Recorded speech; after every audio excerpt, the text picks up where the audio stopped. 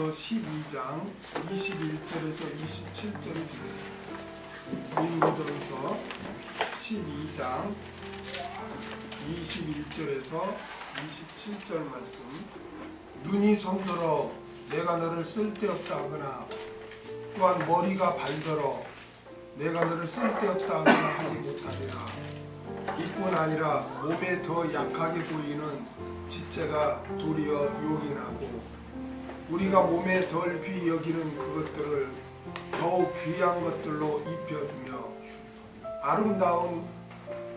우리의 아름답지 못한 지체는 더욱 아름다운 것을 얻고 우리의 아름다운 지체는 요구할 것이 없으니 오직 하나님이 몸을 고르게 하여 부족한 지체에게 존귀를 더하사 몸 가운데서 분쟁이 없고 오직 여러 지체가 서로 같이하여 돌아보게 하셨으니 만일 한 지체가 고통을 받으면 모든 지체도 함께 고통을 받고 한 지체가 영광을 얻으면 모든 지체도 함께 즐거워하나니 너희는 그리스도의 몸이요 지체의 각 부분이라. 각 지체들은 서로 귀하게 여겨야 함. 각 지체들은 서로 귀하게 여겨야 함. 이런 제목으로 같이 말씀을 나누겠습니다. 사도 바울은 앞에서 몸과 지체의 비유를 통해 교회의 하나됨, 즉 통일성과 또 다양성에 대해서 그렇게 증거했습니다. 사람의 몸은 어떻게 구성되어 있죠? 여러 지체들로 구성되어 있습니다. 또 각 지체는 그 역할이 다 다릅니다. 그러나 각 지체들은 불가분리성, 서로 뗄래야 뗄 수 없는 그러한 어떤 서로 의존적이고 서로 상호 보완적인 그러한 역할을 할 수밖에 없습니다. 이러한 원리는 교회에도 마찬가지입니다. 교회에도 그리스도의 몸에 각 지체들로 이렇게 성도들을 하나님께서 이렇게 지체가 되게 해서 교회를 이루게 그렇게 하셨습니다. 우리가 생각하기에는 우리가 우연히 성경교회에 와서 이렇게 지체가 되었다 이렇게 생각하는데 하나님은 그렇게 말하지 않아요. 하나님의 주권과 섭리하에 몸된 지체가 되게 하신 거예요. 그걸 여러분이 꼭 기억해야 돼요. 저는 성경 공부를 하면서 그 중에 성경 공부 하는 분 가운데 한 분이 교통사고를 당하신 분이에요. 목사님인데 교통사고를 당해서 다리도 한쪽이 없고 우쪽이고 또 이렇게 머리를 다쳐가지고 굉장히 말이 어눌해요. 그래서 처음에는 뭔 소린지 몰라. 이렇게 뭔 소린지 모르고 한 신경 써서 들어야 되고 그래요. 그런 분이 있어요. 그래서 제 속으로는 참 저분 참 목회하실 때 힘들겠다. 어떻게 목회를 하실 수 있을까? 그래도 말씀을 사모해서 열심히 배워서 교회에서 이제 열심히 성경을 가르치는 거예요. 그래서 이제 그분이 이제 교회를 이렇게 그 안양에서 이제 옮긴대요. 다른 그 지역으로. 그래가지고 이제 몸이 불편하고 하니까 우리가 가서 의자나 뭐나 다 이렇게 가서 이제 도와주자 해가지고 가서 이제 이전할 때 다 도와주고 다 정리를 했어요. 그런데 이제 교회를 이전하니까 그 집사님들도 이렇게 와서 이제 도울 거 아니에요. 교회 이전하니까. 그래서 이제 제가 그 교회를 그렇게 가기 전에는 어떻게 교회가 세워질 수 있을까? 세워질 수 있을까? 그런 걱정, 기도는 해주지만 한편 마음에는 안타까움이 있는 거예요. 어? 그런데 열심히 있는 집사님 두 분하고 이제 그 성도님 세 가정을 붙여준 거예요. 근데 우리 목사님이 최고라는 거야. 최고라는 거야. 처음에는 말씀을 들을 때 무슨 말인지 잘 몰라서 귀를, 그러니까 온 신경을 집중해야 된대. 어눌하니까.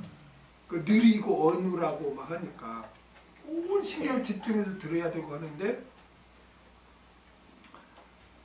이제 저희랑 같이 말씀을 연구하잖아요. 연구해서 같이 하니까 말씀 중심으로 구분도 하시니까 그렇게 어눌하고 느리고 막 해도 거기서 온 신경을 집중해서 들으니까 거기서 은혜를 엄청 받는.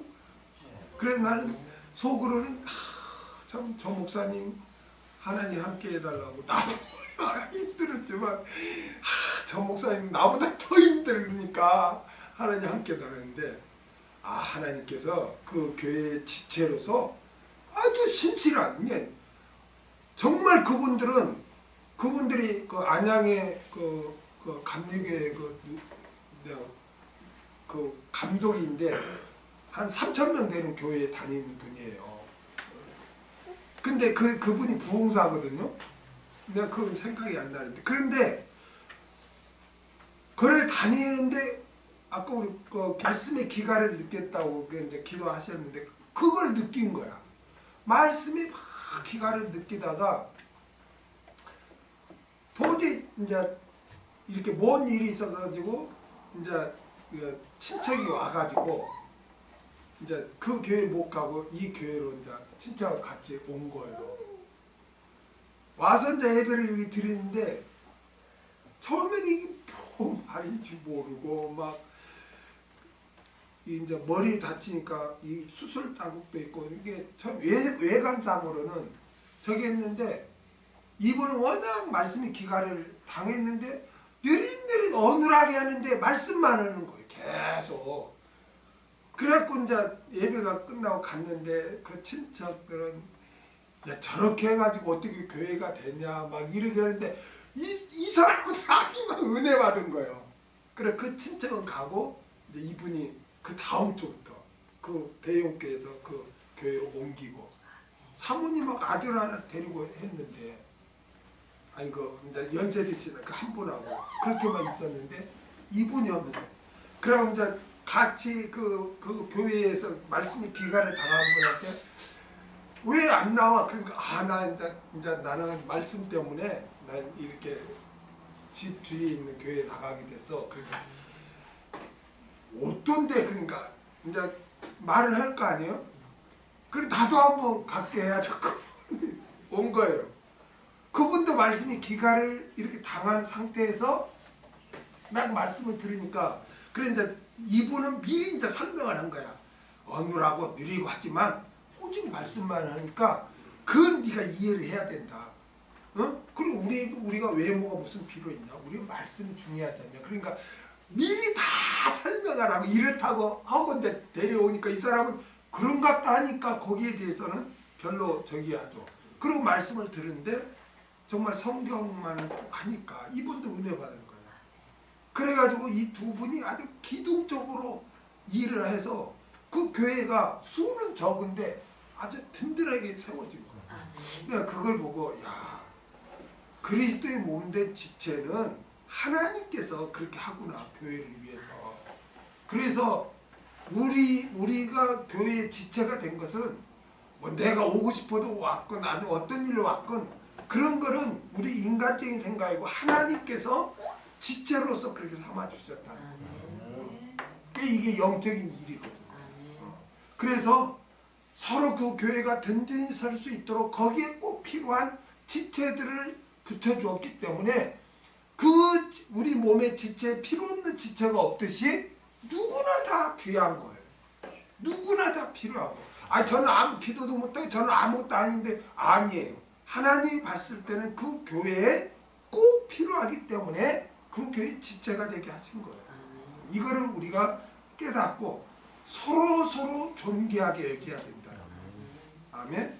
그래서 오늘은 물론 고린도 교회가 지금 은사를 우리가 공부하고 있잖아요.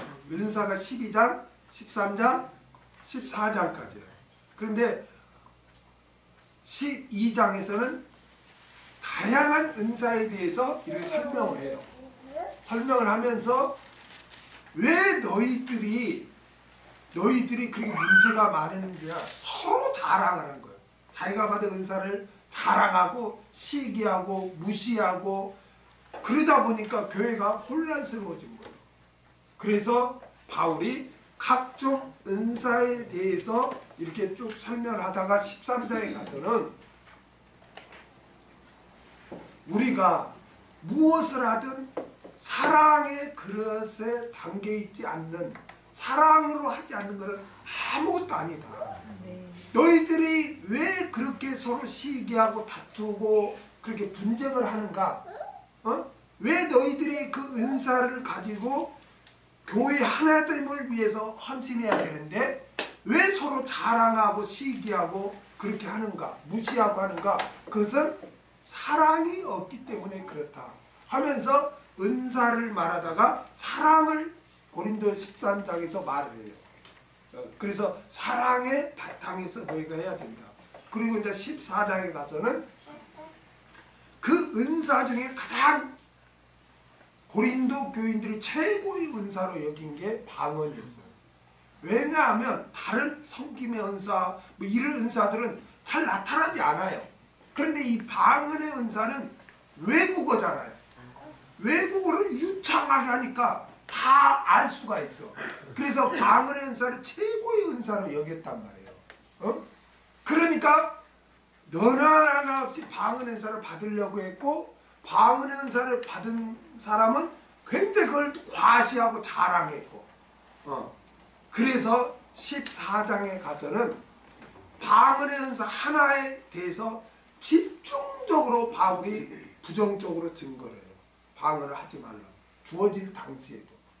그래서 은사가 12장, 13장, 14장 이 3장에 걸쳐서 하는데 지금 바울은 12장에서는 다양한 은사들에 대해서 설명을 하면서 지금 바울이 몸에는 다양한 지체가 있듯이 지금 몸과 지체를 비유로 해서 너희들이 하나됨을 이루어야 된다. 지금 계속 증가하고 있습니다. 21절을 다 같이 읽겠습니다. 시작. 눈이 손들어 내가 너를 쓸데없다 하거나 또한 머리가 발들어 내가 너를 쓸데없다 하거나 하지 못하리라. 몸의 지체는 어느 것 하나도 불필요하거나 쓸데없는 것이 없습니다. 아멘. 눈이 손들어 너는 쓸데없다 할 수 없다는 거예요. 여러분 눈이 아무리 이렇게 바라보고 해도 손이 없으면 집일 수 있어요 없어요? 내가 이걸 마시고 싶어. 근데 야 물이네 이렇게 바라봤어. 근데 손이 이렇게 안 해서 내가 마실 수 있어요 없어요? 없어요. 그러니까 눈이 손들어 너는 쓸데없다 이렇게 할 수 없다는 거예요. 내가 다 봐도 손이 없으면 어떻게 그걸 집어듭니까? 그럴 수 없죠. 바울이 지금 몸과 지체를 예를 들어서 지금 설명을 계속 하고 있는 거예요. 또한 머리가 발들어 너는 쓸데없다고 말할 수 없다는 거예요. 여러분 머리가 내가 저기를 가야지, 저기가 좋은 장소네, 저기가 경치가 좋네, 그렇게 생각을 해도 발이 없으면 갈 수 있어요 없어요? 없어요. 머리로 그렇게 생각을 해도 발이 없으면 그냥 생각 자체이지 갈 수가 없는 거예요. 그러니까 머리가 발들어 너는 필요 없다, 그렇게 쓸데없다 할 수가 없다는 거예요. 그러니까 몸에 붙어있는 각 지체는 그 몸을 위해서 최선의 것이고 반드시 필요한 거예요. 아멘.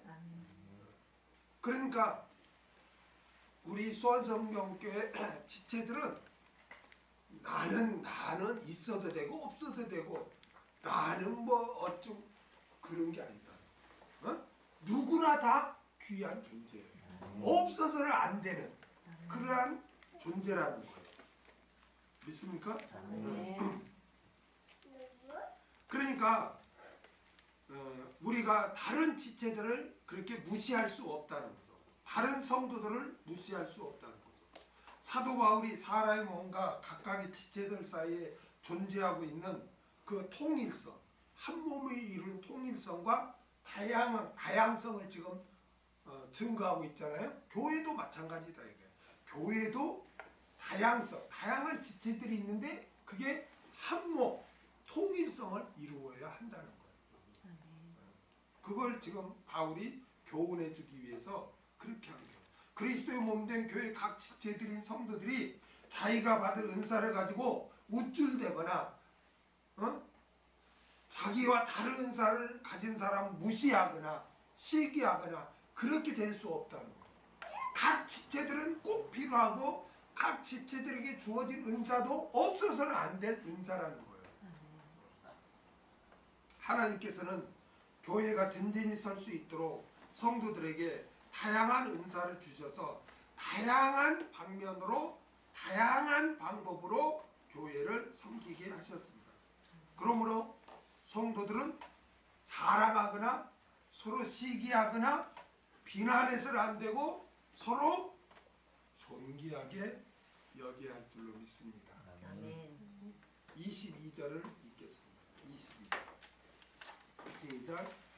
이뿐 아니라 몸에 더 약하게 보이는 지체가 도리어 요긴 하고.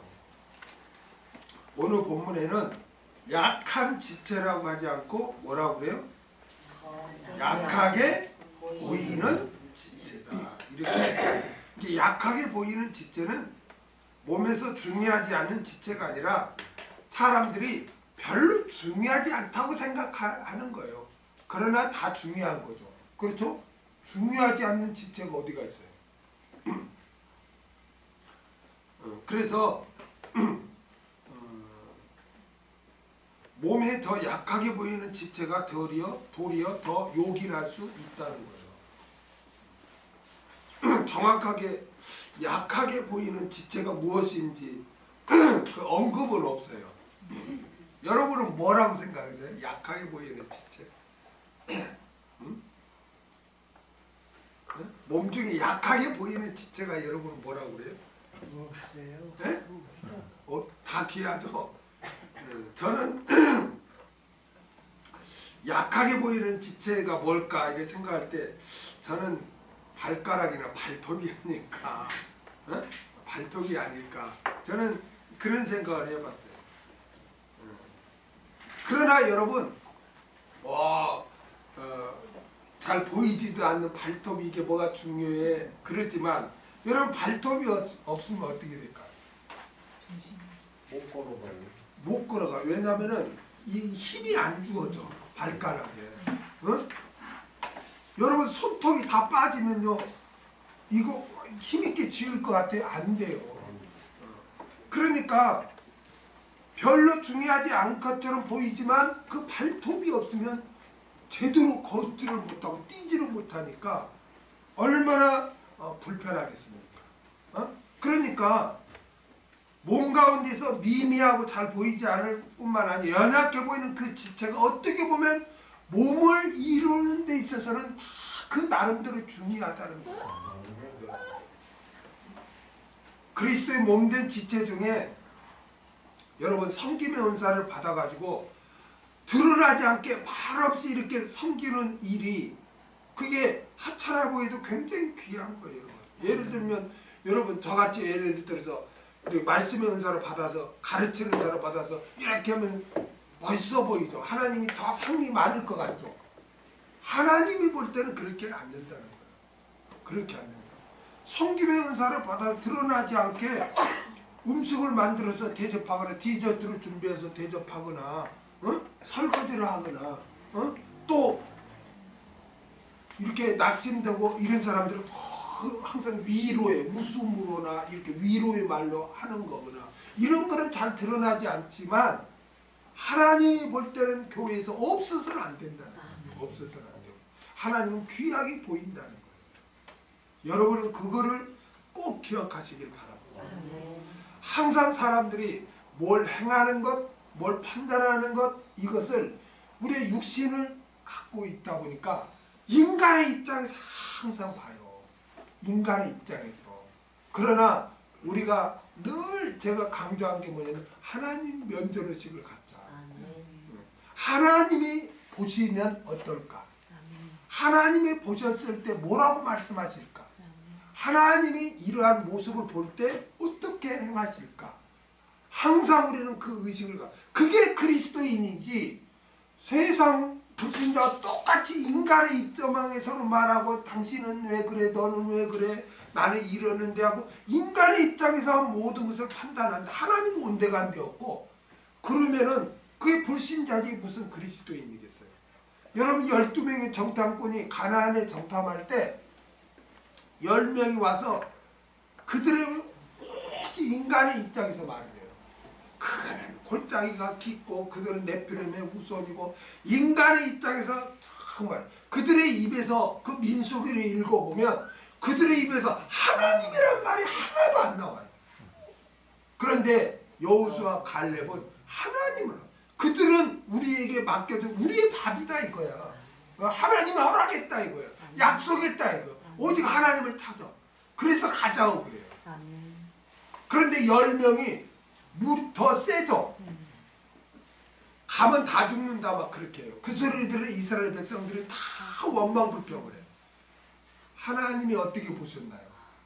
하나님이요, 가면 사흘거리를 40년 동안 광야에서 뺑 돌려갖고 못 들어가게 해요. 20세 이상은 광야에서 다 죽게 만들고 20세 이상은 여호수아 갈렙만 들어가요. 긍정적으로 하나님의 입장에서 믿음을 고백한 여호수아 갈렙만 들어가고 20세 이하인 사람이 성장해서 그들이 출애굽 2세들이 들어가는 거예요. 가나안. 여러분, 하나님은 그렇게 인간의 입장에서 보는 것을 싫어해요. 그래서 인본주의가 여기서는 세상에서는 멋있어요. 인본주의가. 우리는요, 인본주의를 사는 자들이 아니라 신본주의를 사는 자들. 하나님이 어떻게 말씀하셨는가? 하나님이 어떻게 생각하실까?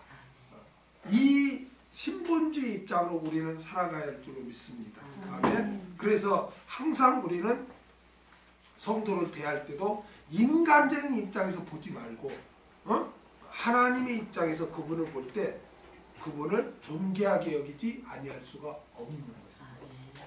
그 다음에 23절 다 같이 읽겠습니다. 시작. 우리가 몸에 덜 귀히 여기는 그것들을 더욱 귀한 것들로 입혀주며 우리의 아름답지 못한 지체는 더욱 아름다운 것을 얻고. 여기에서 몸에 덜 귀히 여기는 그것들과 아름답지 못한 지체가 뭘까요? 여기서 우리가 몸에 덜 귀히 여기는 그것들을 더욱 귀한 것들로 입혀준대요, 하나님은. 그리고 우리의 아름답지 못한 지체는 더욱 아름다운 것을 얻게 된다는 거예요. 그러면 우리 그 신체 중에서 덜 귀히 여기는 그것들, 아름답지 못한 지체가 뭘까요? 우리 지체 중에서 이걸 알려면 창세기 3장 7절에 보면 이렇게 말씀하고 있어요. 이에 그들의 눈이 밝아 자기들의 몸이 벗은 줄 알고 무화과 나무 잎을 엮어 치마를 휘었더라. 이게 부끄러움을 느꼈다는 거죠. 그렇죠? 그래서 뭘 입었다는 거예요? 무화과 나무로 입었다 그래요. 그런데 하나님께서 그들에게 어떻게 입혀줍니까? 21절로 가보면 여호와 하나님이 아담과 그 아내를 위하여 가죽옷을 지어 입히시니라. 아멘. 그러니까 입혀준다. 근데 덜 귀히 여기는 그것들을 더 귀한 것들로 입혀준대요. 지금 그렇게 말하고 있어요. 이게 지금 뭘 말하고 있는가. 그 다음에 또 덮어주는 것, 입혀주는 것이 사건이 또 어디에 등장하죠? 입혀주는 것, 덮어주는 것. 창세기 9장 20절에서 23절은 노아가 농업을 시작하여 포도나무를 심었더니 포도주를 마시고 취하여 그 장막 안에서 벌거벗은지라. 가나안의 아비 함이 그 아비의 하체를 보고 밖으로 나가서 두 형제에게 고하매 셈과 야벳이 옷을 취하여 자기들의 어깨에 메고 뒷걸음쳐 들어가서 아비의 하체를 덮었으며 그들이 얼굴을 돌이키고 그 아비의 하체를 보지 아니하였더라. 이렇게 말씀하고 있어요. 이제 노아가 포도주를 마시고 취하여 그 장막 안에서 벌거벗고 자고 있었어요. 그때 셈과 야벳이 옷을 취하여 뒷걸음질 쳐서 들어가서 아비의 하체를 덮었다는 거예요. 그러므로 몸에 덜 귀히 여기는 그것들이 뭐냐면은 아름답지 못한 지체가 뭐냐면은 나체를 말해요. 나체. 더 정확하게 말해 성기를 말해요. 성기. 사람들은 여기에 대해서 아름다운 것으로 입혀주고 덮어준다는 거예요. 사도 바울이 여기에서 권면하고자 한 것은 뭐냐면은 죄로 말미암아 실수하고 부족하고 죄로 말미암아 수치감을 느끼는 보잘것없는 자들을 위해서 예수님께서 대신 죽어주심으로 구원 얻게 주셨기 때문에 교회 안에서 스스로 부족하다고 느끼는 형제들을 소외시키거나 무시해서는 안 된다는 거예요. 아멘? 아멘. 지금 여기서 바울은 몸의 신체를 이야기하면서 구속사까지 이야기를 하는 거예요. 응? 우리 인간들은 죄로 말미암아 벗었어. 나체가 된 거예요. 어? 그거를 부끄러워해서 수치심을 갖게 했어요. 그래서 하나님께서는 가죽옷을 지어서 입혀주었단 말이에요. 가려주었단 말이에요. 거기서 그 가죽옷은 누구를 가리켜요? 예수님. 예수님이 대신 죽음으로 우리 인간의 수치 부족함을 이렇게 덮어주었다는 거예요. 아멘? 그러기 때문에 누구나 예수 믿는 자는 예수님께서 그분을 위해서 죽어주심으로 그분의 허물과 죄를 덮어주었단 말이에요. 그렇기 때문에 그 사람이 부족하고 실수하고 허물이 있어도 하나님이 볼 때는 그를 위해서 죽어주신 그런 사람이기 때문에 존귀하지 아니할 수 없다. 근데 우리는 어떻게 해요? 믿음이 부족하거나 실수하거나 허물이 있거나 죄를 범하면 정죄를 해버리죠. 정죄를 해버리죠. 그러나 하나님은 그렇게 죄로 말미암아 수치를 느끼는 그러한 사람을 위해서 독생자 예수님을 보내주셔서 그 허물을 덮어주었다는 거예요. 다시 말하면 부족한 그 형제를 위해서 예수님이 대신 죽어주었다는 거예요. 예수님의 죽음과 맞바꿨다는 거예요. 그렇기 때문에 그가 비록 부족할지라도 실수하고 죄를 범할지라도 우리가 귀하게 여겨야 된다. 귀하게 여겨야 된다. 그런데 아까도 말했지만 사람 육신을 입고 있기 때문에 너무나 세상적인 가치관과 세상적인 것으로 상대방을 판단한다. 세상 불신자들이야 그 사람의 직업, 그 사람의 재산, 그 사람의 나이, 그 사람의 외모, 뭐 여자들은 뭐 키를 또 중요시 여긴다는데 뭐 그 남자의 뭐 키 이런 거에 기준에 의해서 이렇게 판단을 한다지만 우리 그리스도인은 그래서는 안 된다는 거예요. 우리 그리스도인. 그런데 초대교회 당시에도 사람을 외모로 이렇게 판단했다는 거예요. 초대교회 당시에도 교회에서 외모로 사람을 막 판단했어요. 야고보서 2장, 야고보서 2장 1절에 보면 내 형제들아 영광의 주 곧 우리 주 예수 그리스도를 믿는 믿음을 너희가 받았으니 사람을 외모로 취하지 말라. 만일 너희 회당에 금가락지를 끼고, 이제 부자겠죠? 아름다운 옷을 입고, 여기는 아름다운 옷이라고 했는데 비싼 옷이에요. 아마 신할산 외투 같아.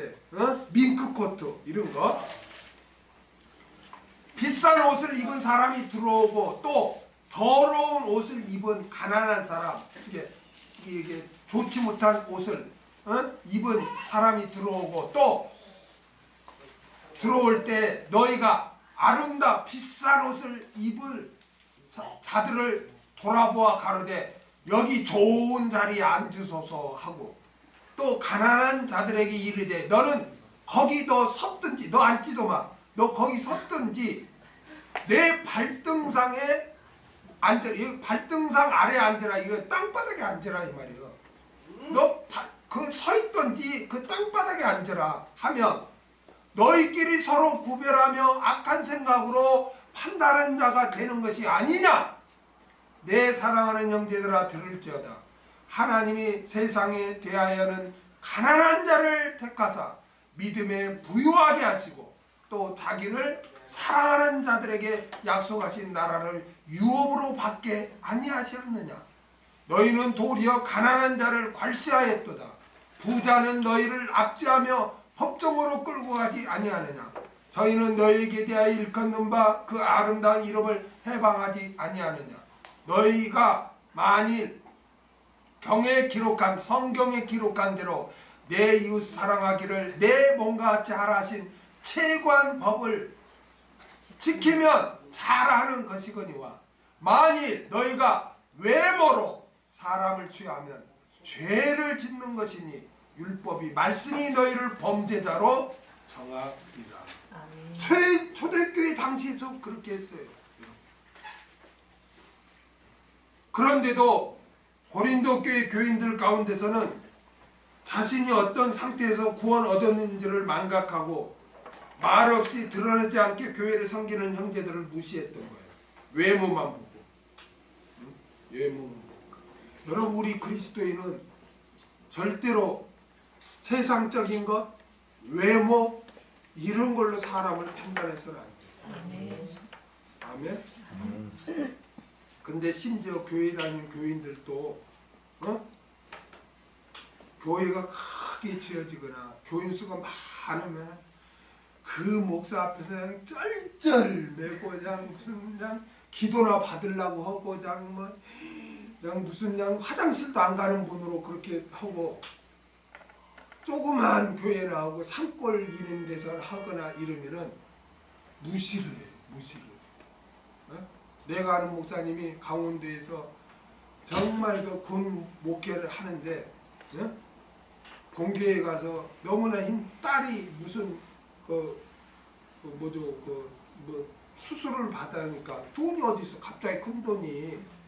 그러니까 이제 선교 이걸 후원을 해달라고 본교에 가니까 거기서 담임 목사 알겠다고 성경 얼마를 하겠다 이러면 될 거 아니요.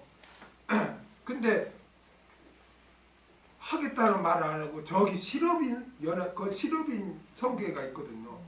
그 실업인 성교회 가서 말을 하라고 그렇게 하더래요. 그래서 기분 나빠 그냥 올라다가 그래도 어떻게 돈이 필요하니까 이제 그 실업인 연합회 가면 무슨 성교회 무슨 그런 게 많잖아요. 실업인 연합회 가면 사업하는 사람도 있고 막 많거든. 거기를 가서 제가 이만저만해서 이렇게 도움을 할 때 왔다 보니까 그 집사들도 무시를 하는 거야. 집사들이 그게 무슨 그냥 장로 집사들이 그 위원장을 맡거든. 무슨 뭐 의료 성교, 뭐 병원 하는 사람들 의료 성교하고 또 뭐 성교회가 있잖아요 다. 아니 그런 것들이 이 목사님을 무시하는 거야. 어? 어? 집사들도 그냥 별별로 없거든. 그냥 조그만 그 무슨 그 교회도 그냥 하찮고 군에서 이렇게 왔다 갔다 하니까 우습게 보고 건성으로 듣고 바쁘다고 어떤 사람은 그러고 그래서 그냥 자괴감이 들어가지고 이제 가면서 나한테 전화를 한 거예요. 얼마나 자괴감이 들었으면 휴게소에 차를 세워놓고 전화를 다 했을까. 그래서 목사님 원래 다 그러는 거예요. 이게 너무 사람 의지하지 마. 그냥 사람 의지하지 마. 하나님만 의지해요. 하나님. 그래 내가 가면서 내가 죄송했다고 하나님 앞에 내가 너무 사람 눈에 보이는 사람 의지한 것 같다고 그러면서 가는 거예요. 아니 그럼 만약 큰 교회 목사님이 와서 이렇게 했다면 그냥 아이고 목사님 오셨습니까?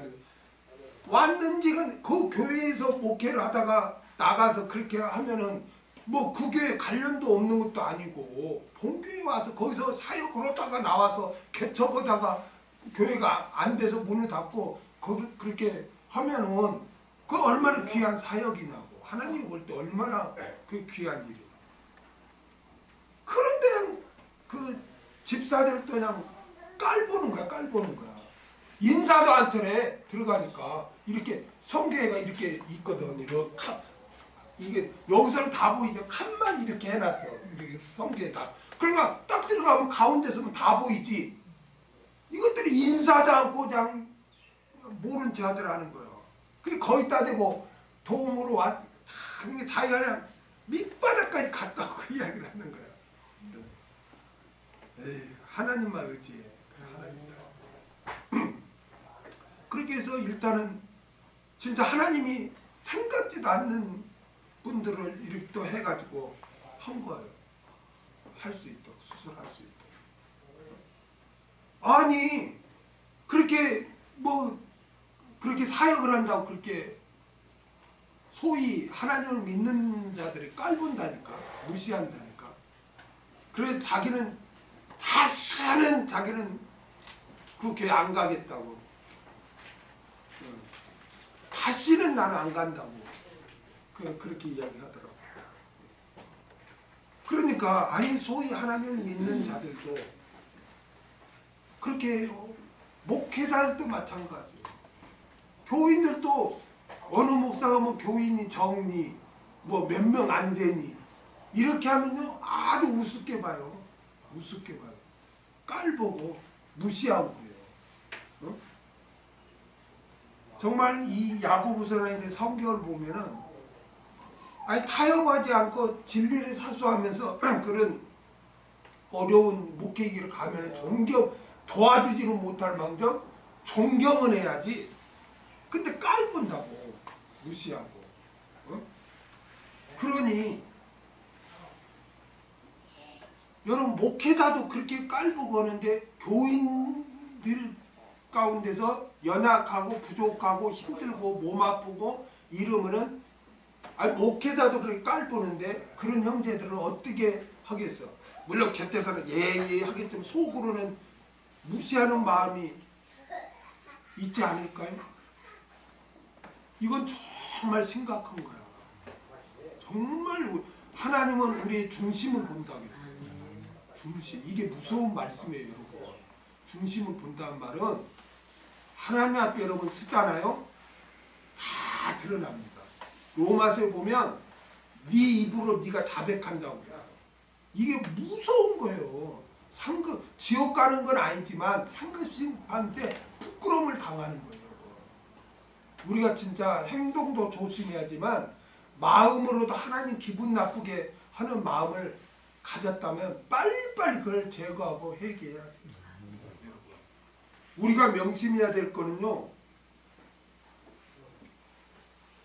무시하는 형제들은 예수님께서 자신의 죽음으로 구원해 주셨고 그들에게 관심을 갖고 귀하게 여긴다는 거예요. 여기서도 아름다운 것으로 입혀주고 아름다운 것으로 이렇게 해준다고 그러잖아요. 이게 무슨 말이냐면 여러분 성경에 보면 연약한 자들에게 하나님이 특별히 관심을 갖고 계신다는 거예요.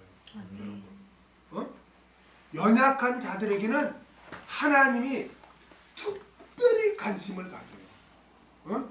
그러기 때문에 정말 우리가 이 말씀을 명심해야 돼요. 한번 볼까요? 출애굽기 22장 22절에서 23절. 너는 과부나 고아를 해롭게 하지 말라. 내가 만일 그들을 해롭게 함으로 그들이 내게 부르짖으면 내가 반드시 그 부르짖음을 들을지라. 여러분 그 당시에 과부나 고아는요 아무 힘이 없는 사람들이에요. 응? 연약한 자들이에요. 그런데 하나님은 그들에게 관심이 있다는 거예요. 너희들 만약 그 연약한 자들을 너희가 무시하고 해롭게 하면 내가 가만두지 않겠다. 내가 듣고 있겠다. 응? 아이고 난 그 실업인 응? 그 집사들이 이 말씀 좀 내가 그냥 전화로 읽어주려고 할 마음까지 생겼어. 근데 아이고 너희들한테 해봤자 너희들이 뭘 이해를 하겠니? 응? 참 불쌍하다 내가. 그 목사님이 그 전화로 할 때 하나님 안 듣겠어? 그 마음으로 할 때 하나님 마음은 어떻겠어? 출애굽기 22장 25절에서 27절. 내가 만일 너와 함께한 나의 백성 중 가난한 자에게 돈을 꾸이거든 너는 그에게 체주같이 하지 말며 별일을 받지 말 것이며 내가 만일 이웃의 옷을 전당 잡혔거든 해가 지기 전에 그에게 돌려보내라. 그 몸을 가릴 것이 이뿐이라. 이는 그의 살에 오신즉 그가 무엇을 입고 자겠느냐. 그가 내게 부르짖으면 내가 들으리니 나는 자비한 자임이니라. 진짜 어려운 사람이 돈 좀 하려고 하는데 메탈을 하니 뭐하니 막 이렇게 한다. 하나님이 다 그걸 지켜보고 있다. 연약한 자잖아요. 어려운 자, 가난한 자. 응? 신명기 10장 18절에서 19절. 이 말씀을 하면서 우리도 우리 자신한테 되새겨야 돼요. 절대로 힘없고 정말 부족하고 연약하고 가진 것 없고 세상적으로 보잘것없는 자를 정말 무시하면 하나님 앞에 정말 심판받는다. 하나님은 그들을 아주 관심을 갖고 지켜보고 있다. 이거를 명심할 때 우리가 그런 실수, 그런 죄를 범하지 않는 거예요. 이게 내 백성이 지식이 없어 망한다는 말씀이 맞는 거예요, 여러분. 이런 말씀 모르니까 그렇게 무시하는 거예요, 여러분. 어? 신명기 10장 18절에서 19절. 고아와 가부를 위하여 신원하시며 나그네를 사랑하사 그에게 식물과 의복을 주시나니 너희는 나그네를 사랑하라. 전에 너희도 애굽 땅에서 나그네 되었음이니라. 여러분 구약에 3대 약자가 있는데 고아와 가부와 나그네. 나그네는 무슨 여행 다닌 사람 말하는 게 아니고 정말 주님을 위해서 전도하고 이런 돌아다니는 사람, 이런 사람들이 어디 가서 전도하는데 거기 아는 사람 누가 있겠어. 어? 그러니까 그런 사람들 재워주고 그런 사람들 먹여주고 입혀주고 응? 그렇게 하라는 거예요. 고아 가부 얼마나 약합니까? 연약합니까? 하나님은 이런 자에게 관심을 갖고 있다는 거예요. 신명기 24장 19절. 신명기 24장 19절. 이런 말씀을 하면서 우리가 오늘 이 시간 다른 거 다 잊어도 좋아. 다 잊어도 좋은데 야, 정말 약자에게 하나님은 관심을 갖고 그들의 소리를 다 듣고 있구나. 그러니까 정말 세상적인 기준으로 볼 때 정말 보잘것없다고 함부로 말하고 무시하면 안 되는구나. 이것만 여러분이 마음에 되새기면 여러분은 하나님이 싫어하는 죄를 범하지 않는 복을 받는 거예요. 신명기 24장 19절 내가 밭에서 고식을 벨 때 그 한 몫을 밭에 잊어버렸거든. 다시 가서 취하지 말고 객과 고아와 가부를 위하여 버려두라. 그리하면 내 하나님 여호와께서 내 손으로 하는 범사에 복을 내리시리라. 하나님은 그렇게 연약한 자에 관심을 갖고 있어요. 그들에게 네가 선을 베푸냐? 그럼 내가 너 복 줄게. 너 그런 마음 마인드야? 그런 자세야? 그럼 내가 안심하고 너 복 준다. 이거예요. 여러분. 한 구절만 보고 뭐 이 구절을 막 하면 오늘 다 예배 끝나야 되니까 할 수 없고 한 구절만 보고 마칠게요. 마태복음 25장 34절에서 40절. 그때 임금이 오른편에 있는 자들에게 이르시되 내 아버지께 복받을 자들이여 나와 창세로부터 너희를 위하여 예비된 나라를 상속하라. 내가 줄일 때 너희가 먹을 것을 주었고 목마를 때 마시게 하였고 나그네 되었을 때 영접하였고 벗었을 때 옷을 입혔고 병들었을 때 돌아보았고 옥에 갇혔을 때 와서 보았느니라. 이에 의인들이 대답하여 가로되 주여 우리가 어느 때 주의 줄이신 것을 보고 공개하였으며 목마르신 것을 보고 마시게 하였나이까. 어느 때 나그네 되신 것을 보고 영접하였으며 벗으신 것을 보고 옷 입혔나이까. 어느 때 병드신 것이나 옥에 갇히신 것을 보고 가서 배웠나이까 하리니 임금이 대답하여 가라사대 내가 진실로 너희에게 이르노니 너희가 여기 내 형제 중에 지극히 작은 자, 큰 자가 아니에요. 지극히 작은 자. 여기서 작은 자는 보잘것없는 자예요. 힘이 없는 자, 가진 것 없는 자, 보잘것없는 자, 작은 자 하나에게 한 것이 곧 내게 한 것이니라 하시고. 할렐루야. 또 왼편에 있는 자들에게 이르시되 저주받은 자들아, 저주받은 자들이라고 하네요. 저주받은 자들아, 나를 떠나 마귀와 그 사자들을 위하여 예비된 영영한 불에 들어가라. 내가 줄일 때 너희가 먹을 것을 주지 아니하였고 목마를 때 마시게 하지 아니하였고 나그네 되었을 때 영접하지 아니하였고 벗었을 때 옷 입히지 아니하였고 병들었을 때 또 옥에 갇혔을 때 돌아보지 아니하였느니라 하시니 저희도 대답하여 가로되 주여 우리가 어느 때 주의 줄이신 것이나 목마르신 것이나 나그네 되신 것이나 벗으신 것이나 병드신 것이나 옥에 갇히신 것을 보고 공양치 아니하더이까. 이에 임금이 대답하여 가라사대 내가 진실로 너에게 이르는 이 지극히 작은 자 하나에게 하지 아니하는 것이 곧 내게 하지 아니하는 것이니라 하시니라.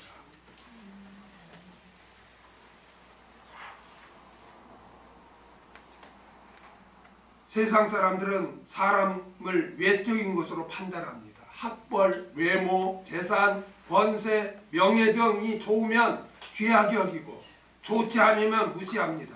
하나님을 섬기는 그리스도인은 그렇게 해서는 안 되는 거예요. 그런데 오늘날 버젓이 교회에서 세상 가치관으로 판단을 해요. 사람을. 불신자들이 하는 짓을 왜 그리스도인이 합니까? 우리는 세상에 속한 자가 아닌데. 주님은 외모로 너희가 판단하면 심판받는다 그러는데 왜 우리는 세상적인 것으로 사람을 외적인 것으로 판단하냐 이거예요. 하나님이 그를 위해서 죽어주셨는데 감히 예수님이 대신 죽어준 자를 내가 무시해요? 그럼 내가 하나님이게? 말도 안 되는 거예요. 근데 오늘날 왜 그렇게 버젓이 그렇게 교회를 그렇게 뭐 평신도도 아니고 집사 장로가 될 정도로 그렇게 오래 한 사람들, 위원장 맡고 있는 사람들이 그렇게 개 같은 짓을 합니까? 무시합니까? 사람을? 말씀이 없기 때문에 그런 거예요. 말씀이. 말씀을 안 가르치니까 몰라요. 몰라. 그렇게 하는 게 죄인지 몰라. 마태복음 25장만 읽어도 그게 얼마나 참 큰 죄라는 것을. 그런데 그분이 거기까지 자존심이 목사인데 자존심 없겠어요? 여러분 어디 가서 도움 요청하니까 얼마나 자존심 구기는 일이야. 그리고 다른 교회는 못 가고 그래도 내가 못 했던 교회니까 그래도 이해는 해주겠지 하고 갔는데 그걸 개무시하냐고.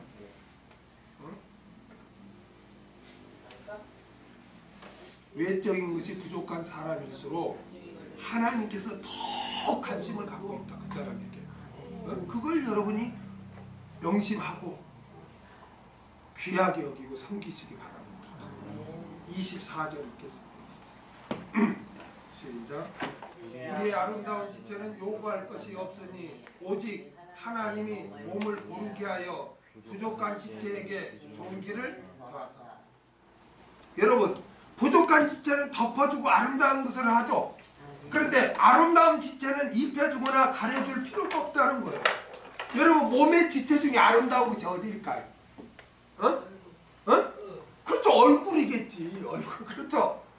얼굴이지. 사람들은 얼굴을 어떻게 해요? 최대한 막 루즈도 바르고 뭐 그냥 로션도 바르고 막 해서 드러내지. 어떤 이상한 사람이 그냥 마스크를 아니 이거 전체 옛날에 레슬링이 눈만 내놓고 쓰는 그런 걸 쓰고 다니는 사람이 누가 있어? 남한테 다 면접 보러 가는데 다 가리고 간 사람이 어디 있어? 있긴 있읍시다. 저 중동에 가면은 다 뒤집어 쓰고 다니는데 그건 히잡 쓰고 다. 그러니까 얼굴은 더 빛나도록 하는 거예요, 여러분. 그렇다 해서 막 그냥 분장하라는 게 아니고 화장도 해야 되는 아름답게 갖고 해야 되는 거예요. 또 화장한다고 또 뭐 진짜 믿음은 그런 게 아니라니까. 왜 자꾸 이상한 거 가지고 이런 게 믿음이야, 뭐 옷 입는 거 가지고 이런 게 믿음이야. 왜 그러냐고. 성경은 그런 거 없어요. 성경은 그렇게 안 가르쳐. 그러니까 아름답게 빛나도록 하는 거예요. 그렇죠? 그러니까 하나님이 그런 지체들은 더해줄 게 뭐 있냐 이거예요. 그래서 하나님은 부끄럽고 연약한 데를 아름답게 하고 덮어주고 그냥 아름다운 것은 내버려 둔다는 거예요. 그래야 서로 맞다 이거예요. 근데 한쪽은 부족한데 내버려 두고 아름다운 것만 더하면은 그게 차이가 나버리잖아요. 그래서 하나님은 부족한 자에게 더 존귀하게 해서 그렇게 서로 이렇게 같게 이렇게 해준다는 거예요. 하나님은 마찬가지야. 우리 지체들 가운데 다 사는 것도 다르고 다 그러잖아요. 그렇죠? 근데 잘 사는 사람한테만 막 관심 갖고 더하면 어떻게 되겠어요? 그러니까 하나님은 다 골고루 사랑하게끔 동등하게끔 이렇게 대해준다. 25절 읽겠습니다. 시작. 온 가운데서 분쟁이 없고 오직 여러 지체가 서로 같이 하여 돌아보게 하셨으니. 아멘. 하나님께서 인간의 몸을 만드실 때 어떻게 만들어요? 분열이 아니라 조화. 아멘. 무관심이 아니라 관심을 가지게 하신 거예요. 하나님께서는 몸의 지체들이 상호 대립관계가 아니라 상호 협력관계로 만들었다는 거예요. 이와 같이 그리스도의 몸인 교회의 지체들은 분쟁이 있으면 돼야 안 돼요? 안 되죠. 서로 같이 하면서 어떻게 해야 돼? 서로 돌아봐야 돼. 아멘? 서로 돌아봐야 된다는 거예요. 빌립보서 2장 4절. 각각 자기 일을 돌아볼 뿐더러 또한 각각 다른 사람들의 일을 돌아보아 나의 기쁨을 충만케 하라. 아멘. 그러니까 지체들이 서로 이렇게 돌아보고 도와주는 것처럼 우리 성도들도 서로 이렇게 돌아보고 같이 해야 된다는 거예요. 아멘. 교회 공동체란 머리 대신 주님의 명령하에 움직여지는 것으로 우리 각 지체들은 순종과 섬김을 통해서 하나됨을 이룰 수 있어요. 아멘. 하나님께서는 교회를 한 몸으로 세우셨다는 것을 명심하고 우리는 그 한 몸의 지체임을 깨닫고 서로 같이 돌아보며 하나됨을 굳건히 해야 할 줄로 믿습니다. 그렇지 않고 분쟁한다면 무너져요. 예수님도 비유를 들었잖아요. 나라가 서로 분쟁하거나 집이 서로 분쟁하면 어떻게 되겠냐. 다 무너지지 않겠느냐. 그렇게 하셨죠. 그러니까 몸에 있는 각 지체들은 분쟁이라는 것은 있을 수가 없는 거예요. 어? 하나님께서는 그렇게 창조했다는 거예요. 우리 몸의 지체를 아니 손이 있잖아요. 얼굴을 싫어해. 그렇게 만들었을까요? 그래야 막 천만 놈을 때리려고 발이 야 너 손 왜 그래 그러지 마 막 이럽니까? 아니죠. 근데 그래 손으로 야야 잘 닦아내고 야 잘 루즈도 바르고 서로 도우라고 하는 거잖아요. 서로. 하나님은 그렇게 만들었다는 거예요. 그럼 우리 몸된 교회 지체들은 왜 그러면 그 몸의 지체가 되게 했냐는 거죠. 서로 돌아보라고 그 몸의 지체를 했지 서로 싸우라고 그 몸의 지체가 되게 했냐는 거예요. 그 말이 안 된다는 거예요. 지금 바울이 온갖 지체를 비유를 들어서 서로 돌아봐야지 분쟁해서는 안 된다 가르치는 거예요. 26절 읽겠습니다. 시작. 만일 한 지체가 고통을 받으면 모든 지체도 함께 고통을 받고 한 지체가 영광을 얻으면 모든 지체도 함께 즐거워하나니. 아멘. 만일 한 지체가 고통을 받으면 모든 지체도 함께 고통을 받고. 사도 바울은 사람의 몸이 갖고 있는 특성을 설명하여 교회가 가져야 할 공동체 의식을 또 상기시키고 있어요. 지체들은 각각의 독립된 것이 아니라 공동의 감정을 가지고 서로 연관되어 있다는 거예요. 그래서 몸 지체 중 한 지체가 아프면 온몸이 고통을 느끼죠. 인간의 몸은 어떤 부분인지 뭐로 연결됐을까요? 다 뭐로 연결됐을까요? 신경과 혈관으로 연결됐죠. 그렇죠? 신경과 다 혈관으로 연결됐어요. 그리스도의 몸 된 우리 지체들은 뭐로 서로 연결됐을까요? 뭐로? 뭐로 우리가 연결됐을까요? 예수 그리스도의 피로 연결됐어요. 아멘? 아멘. 우리가 한 형제라는 것은 한 핏줄을 말하죠. 우리는 예수 그리스도의 보혈의 피로 말미암아 우리는 한 가족, 형제가 된 거예요. 그래서 누구에게나 다 예수님이 주가 됐죠. 그래서 우리가 그 같은 믿음으로 하나가 되는 거예요. 여기서 누가 나는 부처를 나는 더 믿어. 그러면 어떻게 돼? 그러면 어떻게 돼? 나는 예수가 구세주인 줄 알았는데 생각해보니까 부처가 구세주인 것 같아. 그러면 어떻게 해야 돼? 그 세포가 암덩어리가 됐잖아. 그걸 도려내야지. 그걸 같은 믿음. 예수가 구세주가 되는 이 보혈로 우리가 하나 되었지. 그렇죠? 예수를 믿지 않는 다른 사람은 그 도저히 그거는 함께 할 수가 없는 거예요. 아멘? 오직 예수님의 구세주가 되시는 이 같은 믿음이 있어야 우리가 한 몸이 되는 거, 지체가 되는 거지. 나는 가만히 생각해 보니까 나는 그 부처도 한 것 같아. 그럼 그거는 암이 된 거지. 그러면 그걸 완전히 암이 커져버리면 어떻게 돼? 야, 가만히 저 목사 말했냐? 야, 믿으면 안 돼. 부처가 진짜야. 그래 나도 부처 같은데 그러면 그냥 암덩어리 커져가고 그 교회는 완전히 망가지는 거지. 그러니까 예수님의 피, 보혈, 예수님이 구세주가 되심을 믿는 그 믿음, 그 예수의 피로 우리는 하나가 된 거예요. 뭐로 또 우리가 또 하나가 돼요? 각자는 다 하나님의 성전으로 성령이 계시죠. 우리는 성령으로 하나 된 거예요. 아멘. 그래서 다른 성에 성령으로 하나됨을 힘써라 그러잖아요. 우리는 다 각자는 다 하나님의 성전이에요. 그 안에 다 성령님이 계세요. 그러니까 제가 늘 하나님 대하듯 작은 예수님 대하듯 대하라고 하는 거예요. 왜? 그 안에 성령님이 계시니까. 근데 그 안에 성령님이 안 계시고 마귀가 존재하네? 그럼 하나 될 수 있어요? 없어요? 없어요. 우리는 다 예수님의 피와 성령님으로 우리는 하나가 돼요. 하나예요. 하나예요. 아, 성씨도 다르고 하는 일도 다르고 사는 데 다른데 에이 주일날만 모여서 같이 예배 드리는 거지 뭐가 하나요? 믿음 없는 사람. 우리는 세상적인 기준으로 보면 안 된다고 그랬죠. 아까 하나님의 입장에서 봐야 돼요.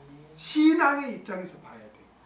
우리는 다 각자 성도 다르고 나이도 다르고 사는 것도 다르고 다 그러지만 우리에게는 예수님이 구세주가 되시는 예수님의 피, 또 각자 성령님이 계시는 성령으로 우리는 하나예요. 믿습니까? 이걸 꼭 기억하시기 바랍니다. 그래서 누가 다 우리는 연결됐기 때문에 누가 하나 고통당하면 어떻게 돼요? 나도 고통을 당해요. 그런데 만일 다른 형제가 고통당하는 것을 보고 아파하지도 않아. 아무 감정도 없어. 중부기도도 안 해. 그렇다면 심지어 고소하기까지 해요. 그렇다면 내가 과연 그리스도의 몸된 지체인가 점검을 해봐야 돼. 내가 믿음이 병이 들었거나 아니면 내가 구원을 못 받은 지체일 수가 있는 거예요. 왜냐하면 여러분 여기에 뭐 바늘로 찔러보세요. 그런데 오른손이 희덕거리고 있어요? 온몸이 고통을 당하는 거예요. 똑같다니까. 우리는 예수의 피와 성령으로 하나 되었기 때문에 누가 아프면 중보기도 해줘야 되는 거예요.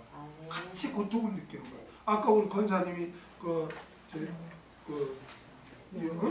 명호 이야기를 했잖아요. 그거 다르고 다지만은 형제라는 그걸로 얼마나 병원에서 좀 고통당할까. 마음이 아프고. 그러니까 기도를 당연히 중보기도를 해주게 돼요. 그게 구원 얻은 자의 특징이에요. 그런데 형제가 아프고 고통당하는데 무관심하고 아무 고통도 없고 중보기도도 않고 그렇다면 그거는 믿음이 병들었거나 내가 진짜 중생을 하지 않는 자거나 둘 중에 하나라니까. 그게 잘못된 거예요. 어찌 여기에 피가 철철하고 고통 나는데 다른 데가 그렇게 그런 고통을 안 느끼냐 이거예요. 그 다음에 한 지체가 영광을 얻으면 모든 지체가 함께 즐거워하는.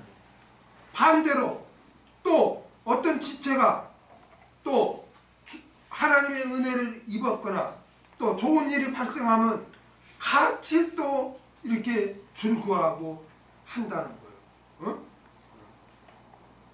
여러분 아름다운 그 목소리로 노래 부르는 성악가가 쫙 해서 노래를 끝까지 실수 없이 잘해서 박수를 막 할 때 입하고 목만 야 나만 받아야 돼 그럽니까? 온 그 사람 전체가 다 칭찬을 듣잖아요. 그렇죠? 막 올림픽 달리기 하는 마라톤 선수가 야 나 달만 나 막 좋아해. 그리고 에이 저 발이 좀 빨라서 그런 거야. 그 나하고 상관없어. 그리고 머리나 뭐 인상 빡빡 쓰고 막 그런 그 마라톤 우승자가 있습니까? 발이 뛰고 고생했지만 온몸이 다 기뻐하고 그냥 입이 안 다물어지죠. 그러면 같이 즐거워하는 거예요. 마찬가지예요. 어찌 형제가 하나님의 은혜를 입고 응답을 받고 좋은 일이 있는데 그걸 시기하고 시기하고 막 그렇게 할 수 있나? 도저히 그럴 수 없다. 뭔가 지금 바울은 지체를 지금 예를 들어서 그리스도의 몸된 교회에 속한 지체들이 어떻게 해야 되는가를 지금 비유로 설명을 하고 있습니다. 27절 읽겠습니다. 시작. 너희는 그리스도의 몸이요 지체의 각 부분이라. 사도 바울은 12절부터 26절까지 몸과 지체의 비유를 통한 교회의 통일성과 다양성에 대해서 증거한 후에 27절에서 성도들의 공동체인 교회는 그리스도의 몸이요 성도 각자는 몸의 지체라고 결론을 그렇게 또 다시 한번 내립니다. 성도 각자는 그리스도의 몸을 구성하는 각 지체라는 것입니다. 그러므로 그리스도의 몸을 구성하는 지체 하나하나는 결코 서로 비교나 경쟁의 대상이 될 수가 없는 것입니다. 만일 성도끼리 서로 비난하고 시기하고 분열한다면 그것은 궁극적으로 그리스도의 머리 되심을 부정하는 것이고 교회의 몸, 그리스도의 몸인 교회를 갈기갈기 찢는 엄청난 행위인 것입니다. 교회는 그리스도의 몸이요 성도는 그 몸의 지체들입니다. 그러므로 각 지체는 서로를 필요하고 한 지체만 가지고 정상적인 몸이 될 수 없습니다. 그러므로 우리는 서로 분쟁치 말고 서로 감싸고 서로 돌아봐야 할 줄로 믿습니다. 아멘. 우리는 그리스도의 몸의 지체임을 항상 인식하고 각자의 직분과 은사대로 서로 섬기고 교회에 헌신하여 하나님이 기뻐하시는 교회로 세워 나가야 할 줄로 믿습니다. 아멘. 기도하겠습니다.